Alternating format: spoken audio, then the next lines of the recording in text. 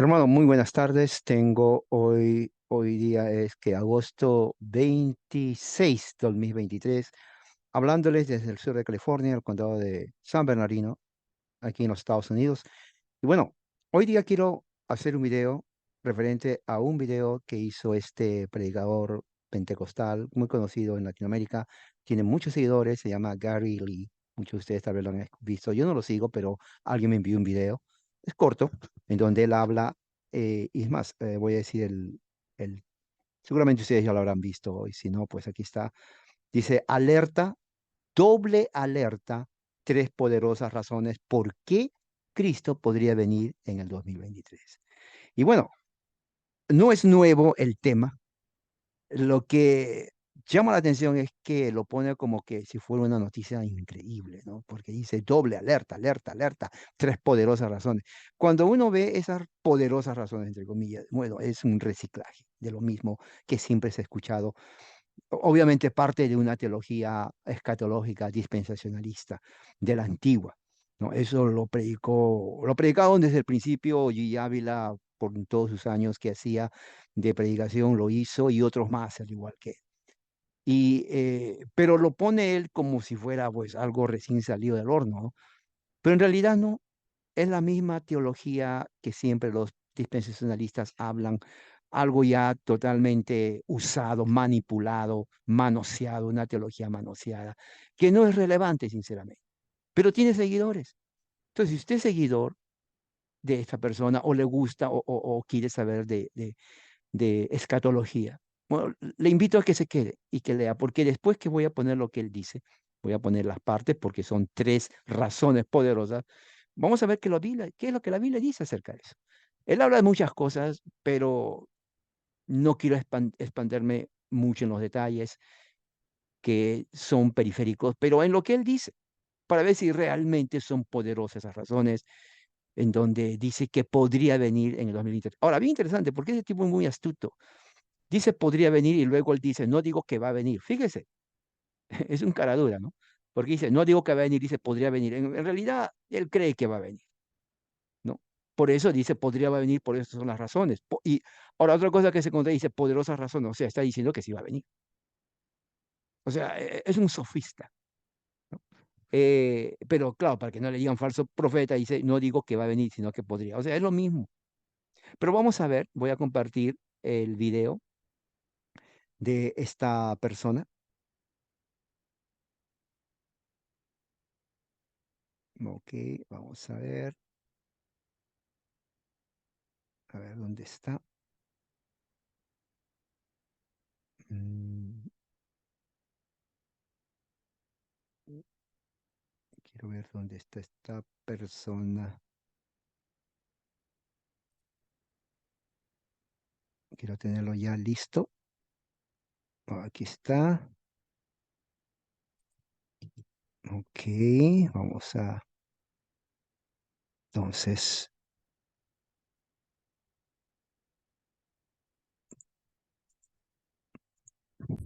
ok, vamos a empeñar a donde empieza, más o menos por aquí.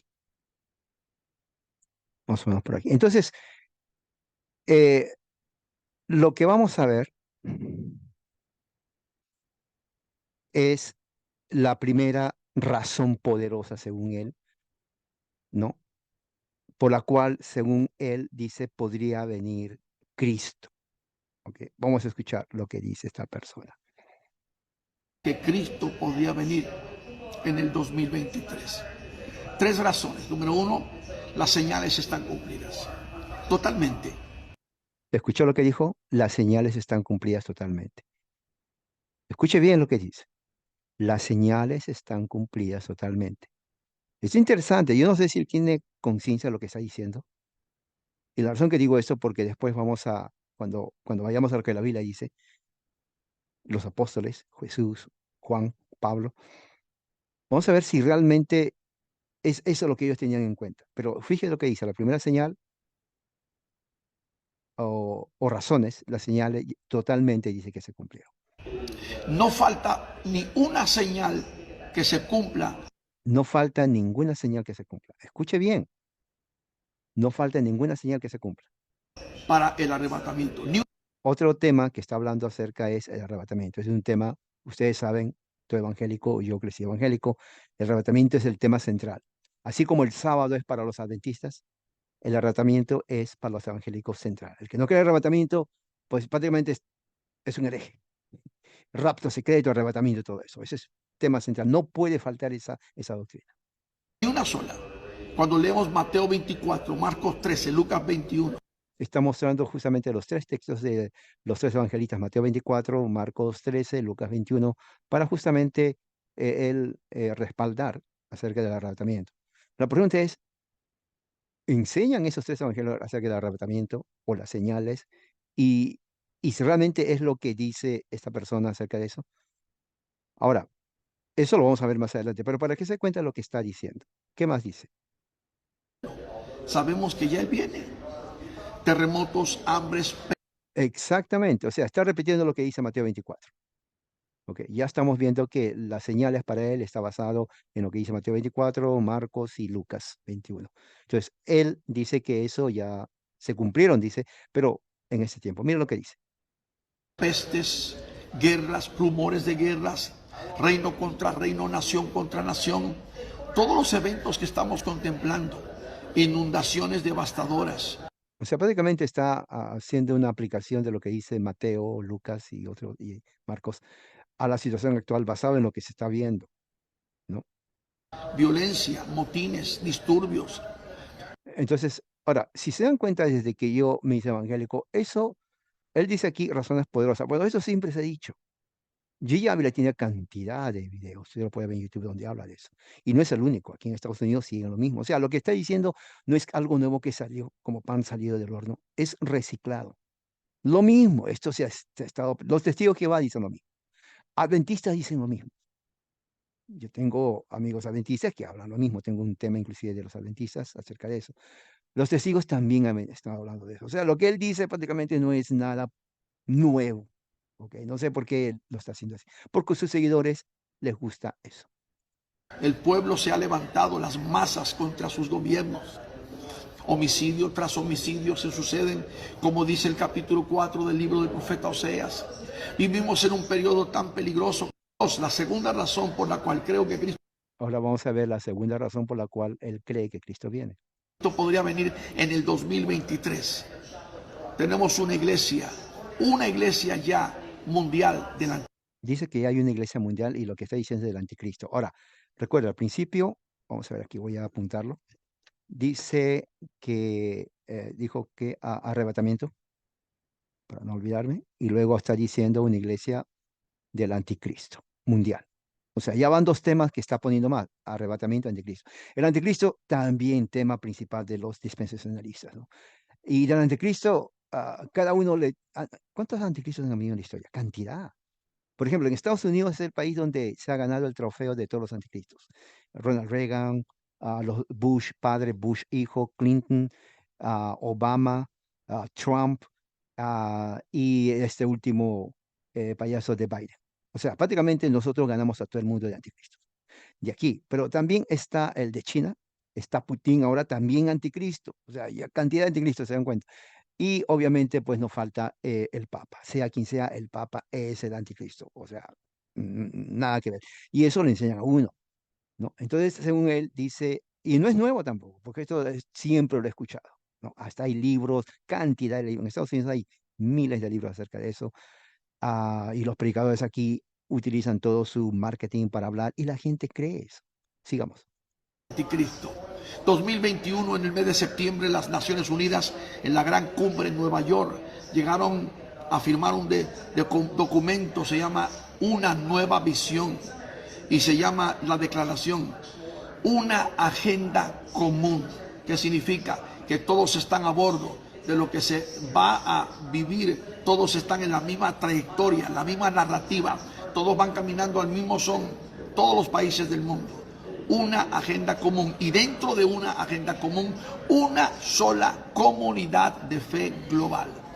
Claro, lo que está hablando él, utilizando lo que sucede para argumentar y decir, bueno, hay una iglesia mundial, tal como enseña la narrativa dispensacionalista, y la cual va a ser dirigida por el anticristo. ¿Se dan cuenta? ¿Cómo eso a uno le enseña como evangélico? Entonces uno cree eso, así, un hombre, gobierno mundial, ecumenismo mundial y todo lo demás, y es del diablo, entonces, y eso, y también va a poner aquí acerca del Papa y que el Papa es el anticristo.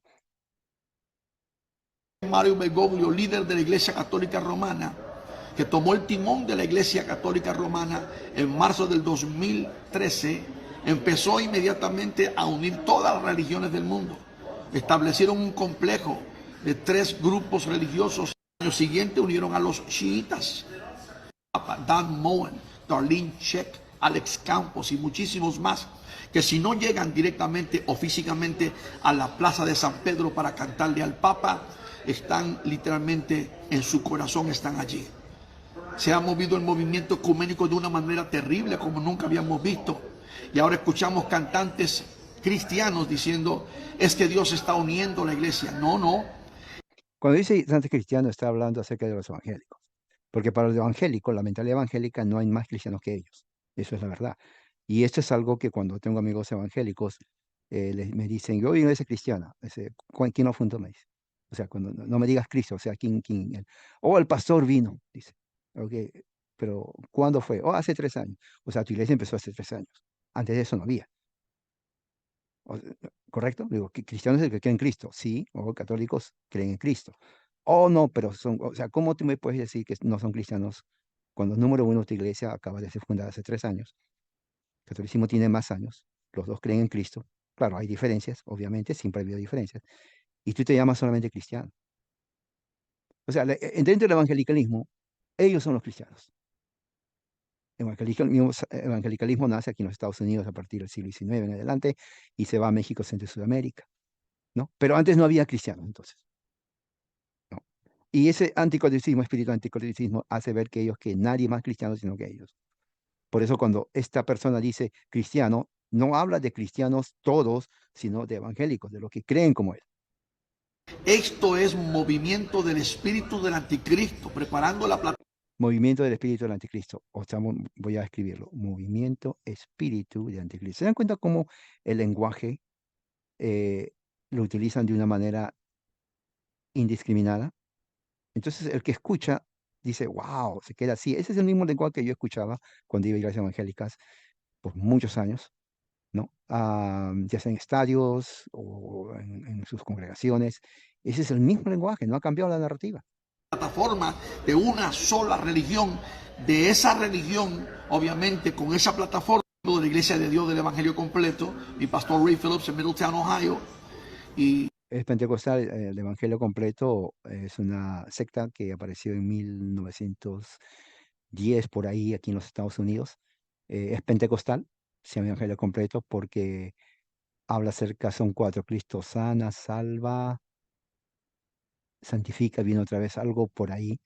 La iglesia cristiana y misionera también de origen pentecostal, más o menos, bueno, es 1800 y algo.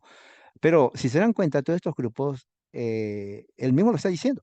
Él pertenece a esa secta del Evangelio Completo, ¿no? Yo conozco porque cuando era evangélico yo trabajaba con ellos. He trabajado con todas las denominaciones y sectas evangélicas que hay, ya sea eh, Pentecostal, Asambleas de Dios, Iglesia Nazarena, Peregrinos, Evangelio Completo, bautistas particulares. Hay veintenas de sectas bautistas que no se llevan entre sí.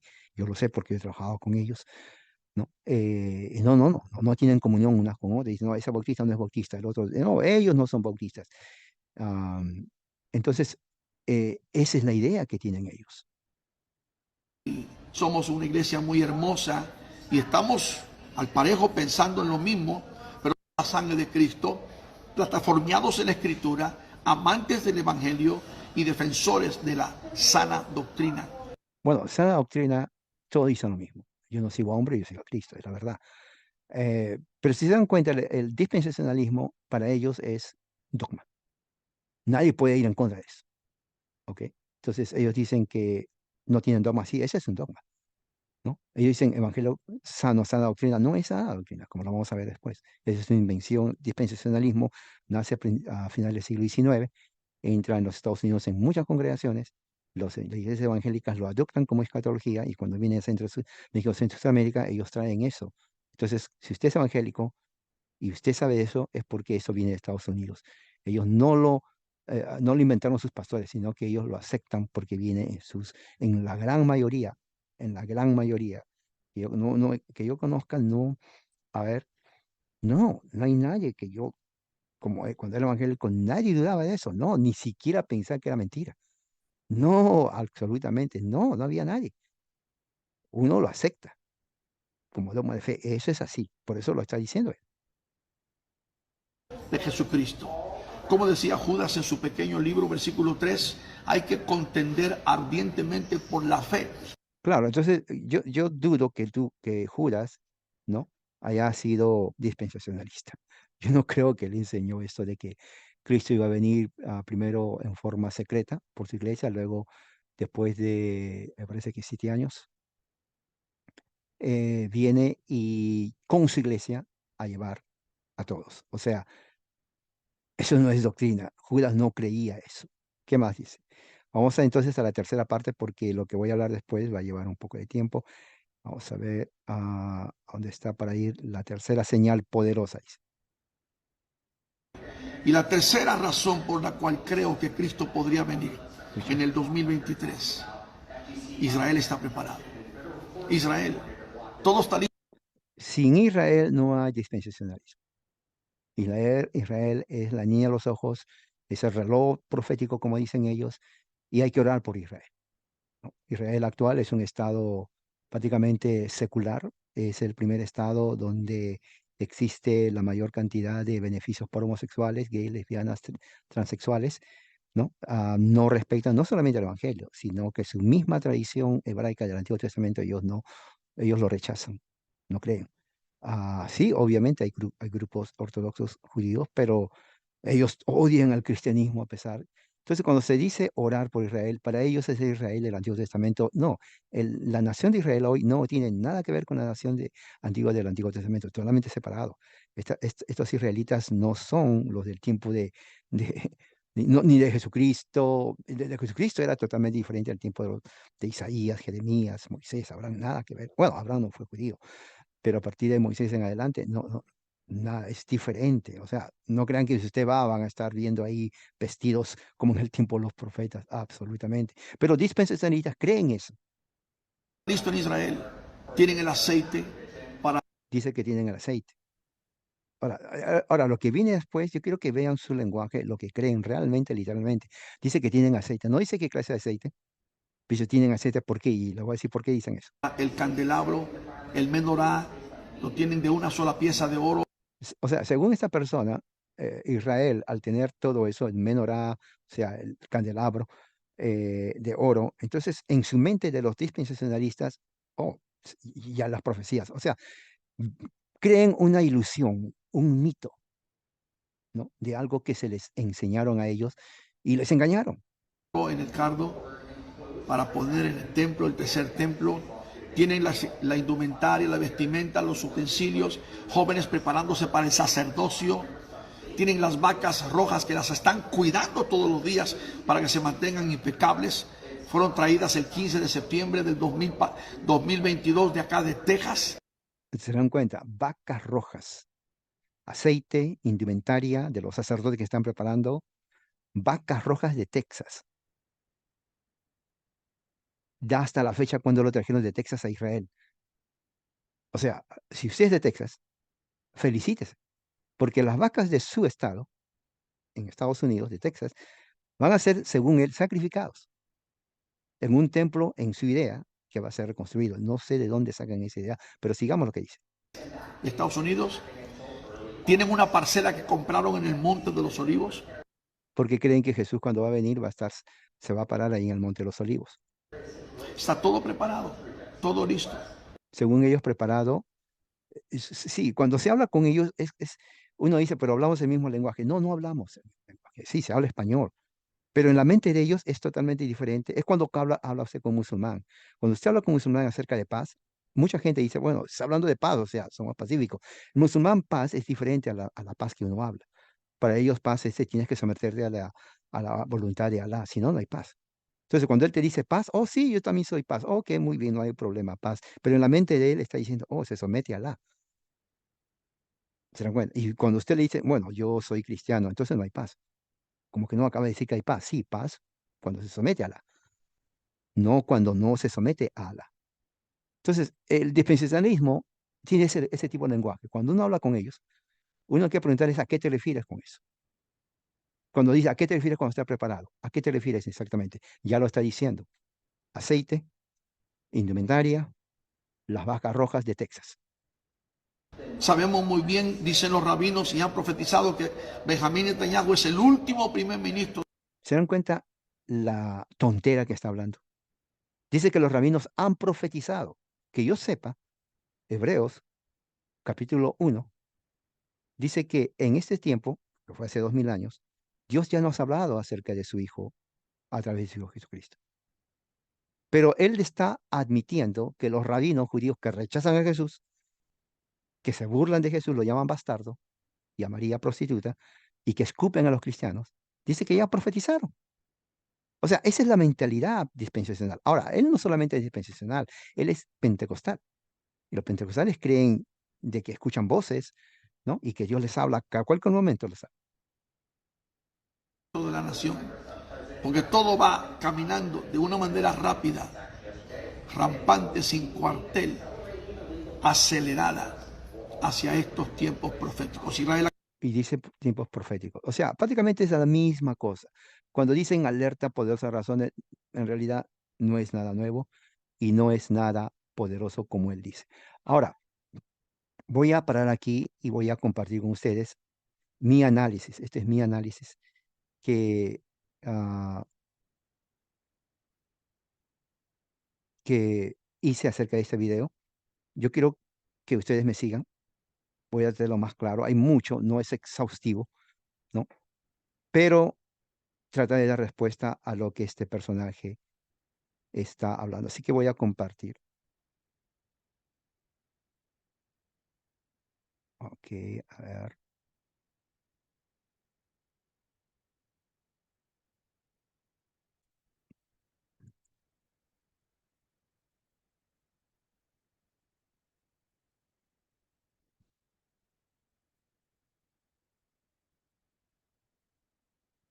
Espera un momento, ¿dónde está la...?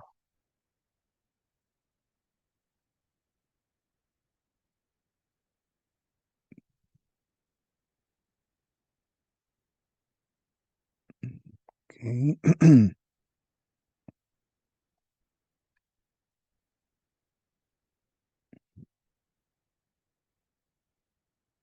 Ok, aquí lo tengo. Entonces voy a proceder a abrirlo. Muy bien, aquí está.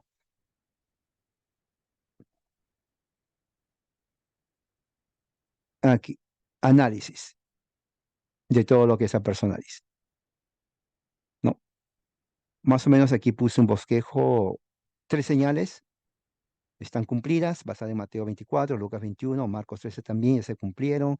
Tenemos una iglesia mundial de anticristo, la gran ramera, Israel está preparado, es decir, el templo. Él dice esto podría ser el año del regreso de Cristo. No, no, si no es año. Bueno, ¿qué dice la Biblia? Este es mi análisis, este es de mi punto de vista. Mateo 24, Lucas 21, en realidad hablan de la destrucción de Jerusalén. Dice Mateo 24, versículo 1, cuando Jesús salió del templo y se iba, se acercaron sus discípulos para mostrarle los edificios del templo, pero él les dijo, ven, ven todo esto. En verdad les digo que no quedará aquí piedra sobre piedra que no sea derribada. Estando Jesús sentado en el monte de los olivos, se acercaron a él. Los discípulos en privado y le preguntaron, dinos cuándo sucederá esto, cuál será la señal de tu venida y de la consumación del siglo. Ahora, fíjese bien lo que está diciendo. El centro de, esta, de este diálogo es el templo, no es un futuro. No es ni siquiera el anticristo, ni la bestia, ni el arrebatamiento, nada. Es el templo de Jerusalén que estaba delante de ellos. Y Jesús dice, esto es lo que ven, el templo no va a quedar piedra sobre piedra. Al oír esto, los discípulos, versículo 3, van con Jesús y le hacen tres preguntas. No es pregunta acerca de la bestia, la gran ramera, anticristo, ni el fin del mundo. Son preguntas acerca de lo que Jesús dijo, destrucción del templo. Primera pregunta, ¿cuándo va a suceder esto? Obviamente, Jesús, tú dijiste que se va a destruir, ¿cuándo va a suceder? Segunda pregunta, ¿qué señal habrá de tu venida? Ahora, bien interesante, porque aquí es donde muchos dicen, bueno, habla de venida, o sea, está hablando de la segunda venida. Sí, pero hay que aclarar, cuando la Biblia habla de juicio, está hablando de la venida del Señor. Y eso se ve en los profetas. Cada vez que Dios venía a Israel a visitar, esa visitación era juicio. En la Biblia, en el Antiguo Testamento, vemos muchas veces que Dios vino, pero ese venir es juicio. Entonces, cuando dijo, vendrá juicio sobre Jerusalén, ellos entendieron la venida de Jesús. Por eso dice, ¿cuándo será señal de tu venida? O sea, ¿cuándo vas a venir a dar juicio a Israel? A eso está refiriendo. Y luego, y de la consumación de este siglo, quiere decir del fin de esta era del templo, de este siglo donde estamos nosotros viviendo. Están ellos justamente interpretando de esa forma, lo cual es la mejor interpretación que podemos encontrar porque está viniendo de los mismos discípulos. El fin, consumación de este siglo. Ese es el contexto, la destrucción de Jerusalén. Entonces, en el versículo 34, Jesús nos da justamente el tiempo, y esto contradice a lo que está hablando aquí este personaje Gary Lee. Dice, en el mismo capítulo 24, en verdad les digo que no pasará esta generación son 40 años, Jesús habló en el año 30 más o menos, el año 70, Jerusalén, Jerusalén son como un tiempo de 40 años. Esta generación hasta que todo esto suceda. ¿Se dan cuenta? O sea, ya Jesús puso el tiempo. Lo que acabo de decirle, le está diciendo a los discípulos de la destrucción de Jerusalén, va a ser en esta generación. Y ustedes lo van a ver. Es lo que está diciendo. Ahí le respondió la primera pregunta, ahí le respondió solamente la primera pregunta, porque después de ahí, a partir del versículo 4 en adelante, va a ser las señales que va a decir a ellos que la destrucción de Jerusalén o el juicio se está acercando. Eso es muy interesante que tengamos en mente, ¿ok? Lo cual contradice. No vamos a ir paso por paso, pero eso es lo que está hablando. Versículo 34 ya nos dice que todo esto va a acontecer en esta generación. En Lucas 21:20, mira lo que dice Jesús, según Lucas. Pero cuando ustedes vean a Jerusalén rodeada de ejércitos, fíjese, Jerusalén está sitiada, rodeada de las legiones de Roma bajo el general Tito, ¿no? Entonces, sepan que la desolación está cerca. ¿Cuál desolación? El juicio que Jesús está hablando en Mateo capítulo 24. Entonces, esto refuta los mismos apóstoles, Jesús refuta la idea de este personaje que dice, los tiempos se han cumplido. Sí, pero no referente a lo que está hablando, sino se cumplió en el primer siglo. Y es referente a la destrucción de Jerusalén. Ok. Rapto secreto. Primera de Tesalonicenses 4, 13, 17. Dice Pablo, pero no queremos, hermanos, que ignoren acerca de los que duermen, para que no se entristezcan como lo hacen los demás que no tienen esperanza. Esto no se olvide, porque si creemos que Jesús murió y resucitó, así también Dios traerá con él a los que durmieron en Jesús. Escuche bien. Por lo cual, les decimos esto por palabra del Señor, que nosotros, los que estemos vivos, Pablo pensaba que Jesús iba a venir en su tiempo. Por eso dice, los que estemos vivos, está hablando en él, primera persona plural, y permanezcamos hasta venir el Señor. Ahí está. Él pensaba, los discípulos, que Jesús iba a venir en el primer siglo. No precederemos a los que durmieron. 16. Pues el Señor, aquí explica, descenderá del cielo con voz de mando, descenderá. ¿Qué dice ellos? Dispensacionalistas, que va a haber rapto secreto, o sea, nadie va a saber. Pero dice voz de mando, con voz de arcángel. Voz de arcángel, o sea, el arcángel no es mudo, van a escuchar. Y con trompeta de Dios. Yo sé, no necesita de ser músico para saber que la trompeta hace ruido. Y los muertos en Cristo se levantarán primero.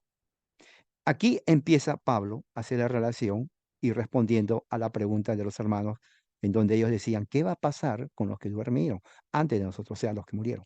Bueno, los que murieron en Cristo se van a levantar primero. 17. Entonces nosotros, los que estemos vivos, ¿se dan cuenta? Pablo creía que ellos van a estar vivos viendo cuando Jesús venga. Los que estemos vivos y permanezcamos entonces seremos arrebatados. La palabra ahí es donde empieza la harpa ge someta. H es como J, o en inglés, español, arpa. Juntamente con ellos, o sea, con los que resucitaron primero y los que estén vivos. Primer siglo, es lo que Pablo tiene en mente. En las nubes, ahora, fíjese la palabra que dice, al encuentro del Señor en el aire, y así estaremos con el Señor. Lo que Pablo está aquí hablando, el trasfondo, es político-militar de Roma. Cuando el emperador romano visitaba las ciudades de su imperio, él mandaba un séquito primero antes de ellos. Entonces, cuando llegaban a una ciudad, entonces todos ellos tocaban una trompeta para que la población, el pueblo, se aliste, mire, se prepare, salgan y con mucho respeto, ¿no? Den la honra al emperador. ¿Por qué? Porque ya el ejército tocó la trompeta para que se preparen. El que no se preparaba o faltaba respeto, lo mataban ahí mismo. O sea, ellos no es que te vamos a llevar a la corte, no, lo eliminaban. Entonces, Pablo dice, así como la gente le da la bienvenida al Curios César, al Señor, porque ellos creían divinos, bueno, nosotros, voy a usar esa figura, vamos a darle también el encuentro al Señor. Porque cuando toquen la trompeta vamos a estar preparados. Vamos al encuentro al Señor y así estaremos con el Señor siempre. Entonces, si se dan cuenta, para entender el texto, tres cosas son necesarias. El texto en su idioma original, léxico gramatical, el contexto en donde se usa esa palabra, ¿no? Para que nos dé más idea por qué se usa, ¿no? Y el cómo el autor desarrolla el mismo tema en otros pasajes. Primeramente, la palabra viene del verbo harpazo, agarrar algo por la fuerza. Esta palabra se usa cuando un ladrón arranca algo o una propiedad de la fuerza de su dueño. Por ejemplo, generalmente, si una mujer está con una cartera, el ladrón, y yo lo he visto, ¿no? Tal vez ustedes, viene por atrás, agarra y lo arranca a la fuerza. Eso es harpazo, esa es la idea. Arrancar, agarrar algo rápido, de una forma violenta. Ok, ese es uno. Pero también el contexto. Vemos que Pablo usa esa palabra, pero en referencia a la pregunta que tenían los cristianos en cuanto a sus familiares que habían muerto, ¿no? Este es el tema principal. El tema principal no es el arrebatamiento o rapto secreto, porque no tiene nada que ver, ahí no habla de rapto secreto, como ya lo hemos visto. El tema principal es la muerte de los que habían precedido a los que estaban vivos. Esa es la pregunta. Entonces Pablo responde, uno, que no estén tristes como los que no tienen esperanza. Dos, si creen que Cristo murió y resucitó, así también traerá con él a los que duermen. Tres, cuando venga el Señor, los que estemos vivos, porque Pablo tenía la idea de que van a estar vivos, traerá con él a los que durmieron. Cuando venga el Señor, los que estemos vivos en ese entonces, como vuelvo a repetir, Pablo tenía la esperanza de que Jesús vendría en su tiempo, no vamos a preceder a los que duermen, o sea, primero ellos van a ir con Dios. Luego Pablo explica en forma breve el orden. El Señor descenderá del cielo con voz de mando y de trompeta, o sea, no va a hacer nada en secreto o invisible, como dicen los dispensacionalistas, ¿no? Tampoco va a haber como tocando un shofar. Este hombre dice que los ángeles vendrán tocando un cuerno de carnero o lo que sea. Como dice el charlatán Gary, los muertos en Cristo se van a levantar primero y los que estemos vivos en ese momento nos van a arrebatar con la fuerza y nos va a llevar con ellos en las nubes. Eso no se refiere, ese no es el tema principal. Eso lo que está diciendo es cómo va a suceder cuando estemos vivos, nada más, para estar con ellos y encontrar al Señor. O sea, la idea es, recuerde, el séquito, cuando venía el emperador romano a los pueblos y todos tenían que salir de sus casas, prepararse, porque había un tocar de trompeta, y luego rendirle eh, honor o hasta honor de Dios, porque ellos se creían divinos. Y cinco, teniendo esto en mente, consuélense unos a otros. Ahí está. O sea, si se dan cuenta, no tiene nada que ver con arrebatamiento. El tema es cuál es la situación de ellos, de los que murieron antes de ellos. Entonces Pablo por eso le dice, consuélense unos a otros. ¿Cómo sabemos esto? En 1 Corintios 15, 23, 26 habla de lo mismo, ¿no? Dice versículo 23, pero cada uno a su debido orden. Cristo es la primicia, luego los que son de Cristo en su venida. Fíjese, piense eso, en su venida. Entonces vendrá el fin. Cuando Él, o sea Jesús, entregue el reino al Dios del Padre, después que haya terminado con todo dominio, autoridad y poder, pues Cristo debe reinar hasta que haya puesto a todos sus enemigos debajo de sus pies, y el último enemigo que será eliminado es la muerte. Ahora, vemos aquí en forma más amplia que Pablo no creía un rapto secreto, porque si realmente el tema hubiera sido el rapto secreto, aquí hubiera dicho a su debido orden Cristo, luego los que son raptados. No dice eso. porque eso no es la idea. Los apóstoles nunca enseñaron el rapto secreto. Al contrario, ven el orden. Cristo, Él es las primicias, el primero que se va a levantar. Luego, los que son de Cristo en su parucía o venida presencial. Aquí es donde los muertos en Cristo resucitan primero y luego los que están vivos. ¿Se dan cuenta? Aquí expande. 3. Luego el fin del siglo, cuando entrega el reino al Padre. Cristo está actualmente reinando porque está sentado a la diestra del Padre, ¿no? 4. Su venida será cuando haya suprimido a toda autoridad, poder y dominio bajo su autoridad. Jesús no vendrá en cualquier momento, como dice él, o menos 2023, porque no vemos que él ha suprimido o sometido a todo dominio bajo su reinado. ¿Ok? No existe tal cosa como un rapto secreto. Es una manipulación del texto bíblico. La gran ramera, Apocalipsis 17, 3, 6. Entonces me llevó en el espíritu a un desierto. Vi una mujer sentada sobre una bestia escarlata llena de nombres blasfemos y que tenía 7 cabezas y 10 cuernos. La mujer estaba vestida de púrpura escarlata y adornada con oro, piedras preciosas, perlas. Tenía en la mano una copa de oro llena de abominaciones y de las inmundicias de su inmoralidad. Sobre su frente había un nombre escrito, un misterio: Babilonia la Grande, la madre de las rameras y de las abominaciones de la tierra. Vi a la mujer ebria de la sangre de los santos y de la sangre de los testigos de Jesús. Al verla me asombré grandemente. Una vez hablando con un testigo de Jehová, le dije, cuando le digo, ¿tú eres testigo de Jehová? Sí, bueno, yo soy de Jesús, la Biblia lo dice, aquí está, le enseñé este texto, y de la sangre de los testigos de Jesús, no de Jehová. ¿Dónde está la sangre de los testigos de Jehová? Dime, en la Biblia, Nuevo Testamento, no hay. No supo qué contestar. Bueno, Gary Lee, mi comentario, luego dice que la gran ramera es el catolicismo, cuando pone esto del ecumenismo, todo eso. Pero en realidad Juan está hablando de los sacerdotes y líderes judíos de Jerusalén, los cuales rechazaron y lo entregaron y mataron a través del Imperio Romano, que es la bestia. Esto es evidente, pues todo el lenguaje de Juan es hebraico e inspirado por los escritos de Ezequiel 16, en donde Israel es presentada como una prostituta por haber abandonado a Dios. Jesús mismo en Mateo 23 acusa a los líderes de Israel ante su Padre como asesinos que mataron a los profetas que vinieron antes. Mateo 24 es esencialmente el juicio sobre el templo que se cumple en el año 70 por el ataque del general romano Tito. Los colores de la gran ramera son los mismos de los vestidos del sumo sacerdote, según Éxodo 28. Jerusalén es llamada Babilonia por sus abominaciones y también por perseguir a muerte a la iglesia de Dios. Lea todo el libro de Hechos.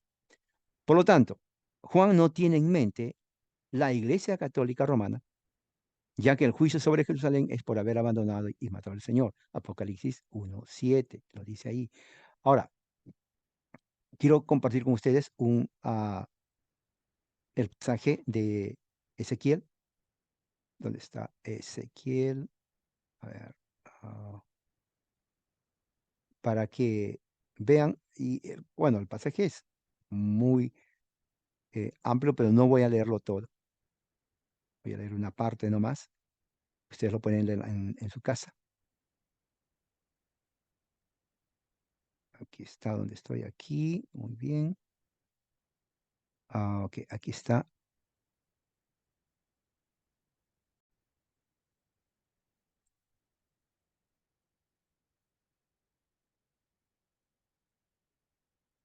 Ok, dice Ezequiel 16, versículo 15, dice, pero tú confiaste en tu hermosura, Dios hablando a Israel. Te prostituiste a causa de tu fama. Derramaste tus prostituciones a todo el que pasaba. Fuera quien fuera, tomaste alguno de sus vestidos, te hiciste lugares altos de varios colores y te prostituiste en ellos, cosa que nunca debiera haber sucedido ni jamás sucederá. Tomaste también tus bellas joyas de oro y de plata que yo te había dado. Te hiciste imágenes de hombres para prostituirte con ellas. Tomaste tu tela bordada y la cubriste, y ofreciste ante ellas mi aceite y mi incienso. También te di mi pan, la flor de harina, el aceite y la miel con que yo te alimentaba, y lo ofrecías ante ellas como aroma agradable. Así sucedió, declara el Señor. Tomaste además a tus hijos y a tus hijas que habías dado a luz para mí, y se los sacrificaste como alimento. ¿Acaso eran poca cosa tus prostituciones? Para que mataras a mis hijos y se los ofrecieras a los ídolos, haciéndolos pasar por fuego. Y en todas tus abominaciones y prostituciones no te acordaste de los días de tu juventud, cuando estabas desnuda y descubierta y revolcándote en la sangre. Ahora, si bien es cierto, en este contexto está hablando de la Jerusalén de al tiempo de Isaías, de Jeremías, cuando ellos, de Ezequiel, cuando ellos, los sumos sacerdotes cometieron idolatría y Dios castiga, ¿no? Es la figura de juicio, Juan lo usa para aplicar a los líderes de su tiempo, a Jerusalén, y la compara con la prostituta. Por ejemplo, aquí en el 35, voy a ponerlo para leerlo más, aquí voy a ponerlo, a ver, en el 20. Por tanto, ramera, mira, oye la palabra del Señor, se dan cuenta. Así dice el Señor, por cuanto fue derramada tu lascivia y descubierta tu desnudez en tus prostituciones con tus amantes y con tus detestables ídolos, y a causa de la sangre de tus hijos que le ofreciste, por tanto yo reuniré a tus amantes con quienes te gozaste, a todos los que amaste y a todos los que aborreciste, los reuniré de todas partes contra ti, descubriré tu desnudez ante ellos, y ellos verán toda tu desnudez. Te juzgaré como son juzgadas las adúlteras y las que derraman sangre, y traeré sobre ti sangre de furor y celo. También te entregaré en manos de tus amantes, y ellos derribarán tus santuarios, destruirán tus lugares altos, te despojarán de tus vestidos, te quitarán tus bellas joyas, y te dejarán desnuda, descubierta. Provocarán contra ti a una multitud, y te apedrearán, y te harán pedazos con sus espadas. Prenderán fuego a tus casas, y ejecutarán juicios contra ti a la vista de mujeres. Entonces haré que dejes de ser ramera y no darás más pagas a tus amantes. Entonces aquí, ah, voy a terminar, pero si se dan cuenta, es el lenguaje descriptivo y fuerte. ¿Por qué? Porque dice ahí fueron idólatras. Ah, claro, es un lenguaje figurativo, pero que nos da la idea, ¿no?, de por qué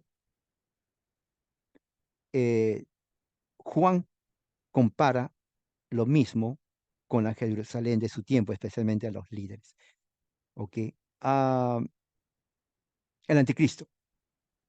Gary Lee, al igual que dispensacionalistas, comparan el anticristo, en este caso, aunque hay muchos, al Papa, el anticristo, por el ecumenismo y otras cosas más. Hay solamente 4 pasajes en todo el Nuevo Testamento y en toda la Biblia que se menciona la palabra anticristo, y es en 3 en la primera carta de Juan y la última en la segunda carta. Apocalipsis no menciona, Pablo ni lo menciona, solamente el apóstol Juan. Y mira lo que dice el primero. Hijitos, en la última hora, así como oyeron que el anticristo viene. También ahora han surgido muchos anticristos. Fíjese, está hablando del tiempo presente, el tiempo de ellos presente. Por eso sabemos que es la última hora. O sea, Juan está comparando la presencia de los anticristos en su tiempo, que es el último tiempo. O sea, no es en el futuro tampoco, como dicen los dispensacionalistas. Salieron de nosotros, pero en realidad no eran de nosotros. Porque si hubieran sido de nosotros, pues habían permanecido con nosotros. Pero salieron a fin de que se manifestara que no todos son de nosotros. Pero ustedes tienen la unción del santo y todos ustedes lo saben. O sea, era algo que ellos ya sabían porque Juan se encargó de enseñarles. Entonces, cuando aparecen los anticristos, no era algo raro, al contrario, miren, ya vino, ya estamos en los últimos tiempos. En el versículo 22, más abajo, dice, quién es el mentiroso sino el que niega que Jesús es el Cristo? Aquí nos dice que enseñaban estos anticristos. Negaban que Jesús era el Cristo. Este es el anticristo, el que niega al Padre y al Hijo. O sea, negaban que Jesús es el Cristo y negaban que, obviamente, al negar que Jesús es el Cristo, niegan que hay una relación filial entre el Padre y Jesús. Estos eran, como más adelante vamos a ver, los docetistas. La tercera está en el mismo, primera de Juan, capítulo 4, dice, en esto ustedes conocen el Espíritu de Dios. Todo espíritu que confiesa que Jesús ha venido en carne es de Dios. Pero todo espíritu que no confiesa a Jesús no es de Dios. Esto es muy importante porque nos dice quiénes eran los anticristos. Y aquí dice, este es el espíritu del anticristo. Un paralelo, los que tienen el Espíritu Santo confiesan que Jesús ha venido en carne. Los que tienen el espíritu del anticristo niegan, ¿no?, confesar a Jesús, y al mismo tiempo no son de Dios. Y dice aquí, ustedes saben que han oído bien y ahora está en el mundo. Amigos pentecostales evangélicos que son dispensacionalistas, mira lo que dice aquí, ya está en el mundo. Los anticristos están en el mundo. Juan hablando hace 2000 años. O sea, ya no es que va a venir ahora, no sabemos quién es. No vean las películas de Hollywood, Left Behind, o sea, dejado atrás, porque eso no es Biblia. Eso es entretenimiento de Hollywood, y lo cual lamentablemente muchos evangélicos van, miren y dicen, oh, ya sé Apocalipsis, ¿de dónde? ¿Estudiaste? Sí, acabo de ver la película. No, no tiene nada que ver. La cuarta mención está en la segunda carta de Juan, es solamente un capítulo, una hoja, y dice, muchos engañadores han salido al mundo que no confiesan que Jesucristo ha venido en carne. Este es el engañador y el anticristo. Entonces, la palabra anticristo solo ocurre 4 veces, ya les dije, ¿no? Y en las 4 veces se refiere a los que niegan que Jesús vino en carne. Estos eran los docetistas, creían que la materia era mala, eran dualistas, y que Jesús, siendo el Cristo, no podía habitar en la carne. O sea, para ellos era, o Jesús vino en carne, pero no es Cristo, y si vino, entonces no es materia, porque la materia es mala. Entonces, al negar eso, Jesús era como un tipo fantasmal. Pero no solamente eso, sino que al ser fantasma no puede morir, y al no morir no hay resurrección, y si no hay resurrección, pues tampoco va a ir al cielo. O sea, prácticamente anulan el evangelio. Era una secta muy herética, súper herética. Prácticamente muchos creen que esa secta creó otro tipo de cristianismo gnóstico en ese entonces. Muchos creen que Simón el Mago tiene algo que ver, o Cerinto también, personajes del primer tiempo que conocían a los apóstoles. ¿Ok? Y el templo. Ahora, interesante, porque él hablaba, se acuerda del aceite, de las vestimentas, ¿qué más? Y de los toros o las vacas rojas de Texas. Increíble esto. Ese es mi comentario, ¿no? La obra redentora completada por Jesús hace innecesaria la necesidad de construir un templo. Su ministerio comienza con la declaración de que Él es nuestro tabernáculo. 1 Juan 1:14. El Cordero de Dios que quita el pecado del mundo. ¿No? 1:29, el templo, Juan 2:19-21, y la principal piedra angular. ¿No? Por extensión, los creyentes son como piedras vivas, siendo edificados como casa espiritual para un sacerdocio santo, para ofrecer sacrificios espirituales, aceptables a Dios por medio de Jesucristo. Sí, hay un templo, somos nosotros. Y segundo, vamos a hacer sacrificios nosotros espirituales. Pablo dice en Romanos capítulo 12, versículo 1, ¿no? Presenté vuestros cuerpos vivos como sacrificio vivo. O sea, esto refuta de entrada la idea dispensacional de que va a haber un tercer templo. Aquellos que están en Cristo son el verdadero templo. Amén. Ya está. Hermano dispensacional, o si usted cree, no crea esas tonterías. Son mitos. ¿Ok? Jesús y el pueblo de Dios son el foco del único templo que tiene algún significado redentor. Estar con Cristo es estar en el templo y todo lo que éste representa, el centro y enfoque renovados para el pueblo de Dios. Las referencias del Nuevo Testamento al templo de piedra solo se refieren a su destrucción, y eso es cierto, ¿no? Nunca a su construcción. O sea, no va a haber ningún apóstol diciendo, oh, después de esto se va a reconstruir el templo. Nada. Es muy significativo que Jesús nunca da ningún indicio que habrá un reemplazo físico para ese templo. No hay ninguna sugerencia, ni en el discurso apocalíptico, ni en ningún otro lugar, de que esta destrucción sea solo una etapa preliminar de alguna gloriosa restauración del templo. O sea que la vaca de Texas, las 3 vacas de Dan pueden tener todas las vacas que quieran, pero no tiene nada que ver con el templo. Yo creo que eventualmente se las van a comer, ¿no? Y el aceite, bueno, el vestido, vístanse lo que quieran. Es más, hasta pueden hacer el templo, pero no tiene nada que ver con profecía bíblica. El templo original era una sombra de lo que vendría. Fue diseñado para ser un edificio temporal, esperando la obra completa de Jesucristo. Hebreos 9 refuta completamente esta falsa idea de eh, un templo físico en el futuro. Dice así: pero cuando Cristo apareció como sumo sacerdote de los bienes futuros, a través de un mayor y más perfecto tabernáculo, fíjese, no hecho con manos, no hecho con manos. No tiene nada que ver, ni siquiera dice, bueno, eventualmente se va a hacer, no. Es decir, no de esta creación. Entró al lugar santísimo. Esto inclusive no solamente refuta a los dispensacionalistas, sino también a los heréticos adventistas que dicen que Jesús entró al lugar santísimo en 1844. Totalmente herejía completa. Por eso que el evangélico adventismo es herejía. Aquí Hebreos dice que ya entró y no entró en 1844. Y dice, no por medio de la sangre de machos cabríos o de becerros, sino por medio de su propia sangre, obteniendo redención eterna. Y bueno, con esto aquí quiero terminar. Creo que fui claro. Dispensacionalismo enseña otro evangelio, otro Cristo, otra venida. Prácticamente es otro mensaje. No es el que enseña la Biblia. Y personas como esa persona está engañando a muchos evangélicos, amigos evangélicos, dispensacionalismo, no es lo que enseña la Biblia en cuanto a escatología. Y es duro porque yo fui evangélico y yo creía eso. Leía, tenía la Biblia anotada de Scofield con todas las notas ahí, ¿no? Y uno llega a creer, es cierto. Y cuando uno se da cuenta y dice, oh, lo primero que me di cuenta fue el arrebatamiento. No, no hay, no enseña, para nada, ¿no?